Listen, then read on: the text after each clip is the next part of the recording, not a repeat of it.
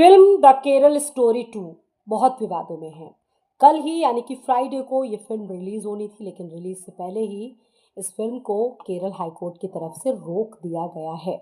Film में ज़बरन धर्म परिवर्तन, लव जिहाद, आतंकवाद जैसे तमाम ऐसे सेंसिटिव मुद्दे दिखाए गए जिनका ज़बरदस्त तरीके से विरोध भी हो रहा है।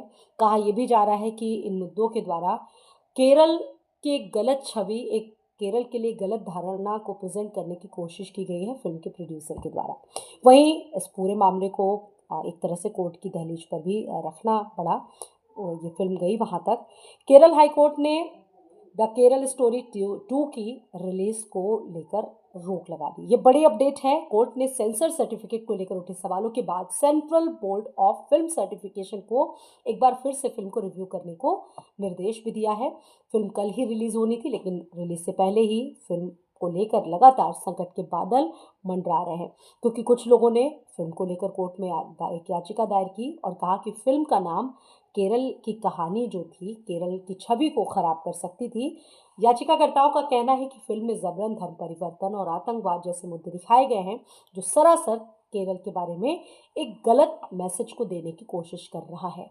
इससे पहले आपने देखा होगा, फिल्म जो पहली आई थी केरल स्टोरी, उसको फिल्म में काफ़ी ज़्यादा सराहा था, क्रिटिक्स की भी खूब सराहना मिली थी।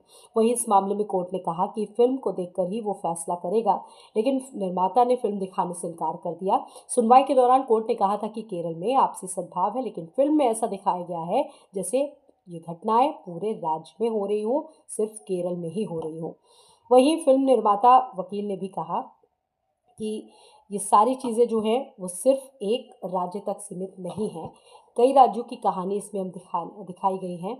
वहीं वकील का भी ये मानना है कि ये जो मामला है वो जनहित याचिका जैसा है। याचिकाकर्ताओं ने इसको अपना व्यक्तिगत नुकसान नहीं बताया है। याचिकाकर्ताओं ने कहा है कि अगर कई लोगों की चिंताएं एक जैसी हैं, तो ये बात उनकी सुनी जानी चाहिए, क्योंकि पूरे केरल राज्य के लिए एक बहुत गलत धारणा जो है वो प्रस्तुत की जा रही है। वहीं बता दें कि टीज़र को लेकर भी काफ़ी ज़्यादा बहस हुई। सेंसर बोर्ड ने कहा कि उसने टीज़र या ट्रेलर को कभी पास नहीं किया, इसीलिए सोशल मीडिया पर जो कंटेंट डाला गया है, जो चीज़ें डाली गई हैं, उसको लेकर सेंसर बोर्ड कतई जिम्मेदार नहीं है। यानी कि एक तरह से सेंसर बोर्ड ने भी इस पर से अपना जो एक तरह से रिएक्शन है वो दे दिया, अपना पल्ला झाड़ दिया है। वहीं प्रोड्यूसर ने टाइटल में बदलाव करने से इनकार कर दिया है। प्रोड्यूसर जो कि विपुल शाह है, जिन्होंने पहली स्टोरी बनाई, उन्होंने सुनवाई के दौरान फिल्म के टाइटल में बदलाव करने का भी जो विरोध किया था।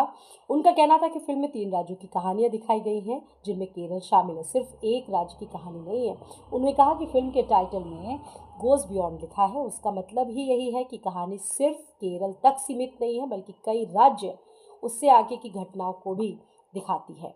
3 याचिकाओं पर जो सुनवाई है उसका दौर जारी रहा। केरल हाईकोर्ट 3 याचिकाओं पर सुनवाई कर रहा है, जिन्हें 3 अलग-अलग लोगों ने दायर किया था। इन याचिकाओं में फिल्म की रिलीज पर रोक लगाने और सीबीएफसी सर्टिफिकेट को रद्द करने की मांग की। और प्रोड्यूसर जो कि जिन्होंने पूरी फिल्म को बनाया है, एक तरह से वो तो अपनी फिल्म का बचाव करेंगे ही। प्रोड्यूसर ने टाइटल का बचाव करते हुए कहा कि फिल्म केरल को गलत तरीके से निशाना नहीं बनाती, बल्कि जो घटनाएं वहाँ पर हुई हैं, कहीं न कहीं उन घटनाओं को सजीवता से दिखाती है और लोगों को आगाह करती है। लेकिन फर्स्ट मूवी जो आई थी, उसको लेकर भी काफ़ी विवाद हुआ। बहुत सारी चीज़ें, बहुत ऐसे सेंसिटिव सीन्स थे, एक तरह से टेररिज्म, आतंकवाद के अलावा लव जिहाद और बहुत सारी ऐसी चीज़ें हैं जिनको बहुत ही बेहतर तरीके से फर्स्ट पार्ट में मूवी में रखा गया था। तो इस मामले में ये सारी चीज़ें हैं, विवाद लगातार इससे जुड़े जो है वो बढ़ते जा रहे हैं। अब आगे क्या चीज़ें होती है देखने वाली बात होगी।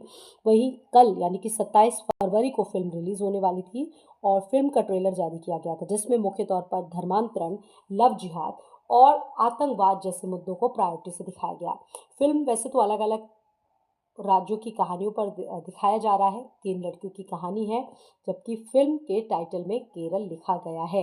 ये कहीं न कहीं सीधे उसी चीज़ को प्रभावित करता है। तो 3 कहानियाँ और प्यार के नाम पर धर्मांतरण, 27 को ये फ़िल्म रिलीज़ होगी, लेकिन जैसा कि इस तरीके का विवाद फ़िल्म को लेकर पहले से ही चल रहा है। फ़िल्म रिलीज़ के खिलाफ राज्य की गलत छवि दिखाने के विरोध में जो याचिका दायर की गई है, अब सवाल ये है कि कल तक जो स्टे मिला है, क्या ये स्टे आगे बढ़ता है? फ़िल्म रिलीज़ होगी, क्योंकि मेकर्स मानते हैं कि उनकी तरफ से कोई ऐसी गलती नहीं की गई है, किसी भी तरीके से ऐसा कोई मैसेज नहीं दिया गया है जिससे केरल राज्य की छवि खराब हो। अब ऐसे में सवाल ये है कि लोग क्या सोचते हैं? जो घटनाएँ वहाँ पर हो रही हैं, उसको लेकर सरकार आखिरकार क्या एक्शन ले रही है? क्योंकि मूवीज़ तो देखिए एक तरह से समाज का आईना होती है, और अगर फ़िल्मों में इस तरह की चीज़ें दिखाई जा रही हैं, तो कहीं न कहीं कुछ न कुछ तो होगा इन घटनाओं के पीछे। उसको को लेकर भी सरकार को एक तरह से संवेदनशीलता ज़रूर दिखाई जानी चाहिए। हालाँकि फ़िल्म को लेकर जो चीज़ें सामने आ रही हैं, लोग फ़िल्म ज़रूर देखना चाहेंगे, लेकिन अभी कल तक के लिए इस फ़िल्म को रोक लगा दी गई है। कल रिलीज़ होनी थी फ़िल्म। आप फ़िल्म केरल स्टोरी 2 को लेकर क्या सोचते हैं? इस तरह की फ़िल्मों के लिए क्या ओपिनियन होना चाहिए? किस तरह से इसको रिलीज़ करना चाहिए? और किस तरीके का कंटेंट होना चाहिए वाक़ई फ़िल्मों में, जो हमारे समाज के लिए एक बेहतर मैसेज दे? इस पर अपनी राय ज़रूर दीजिएगा, कमेंट के माध्यम से।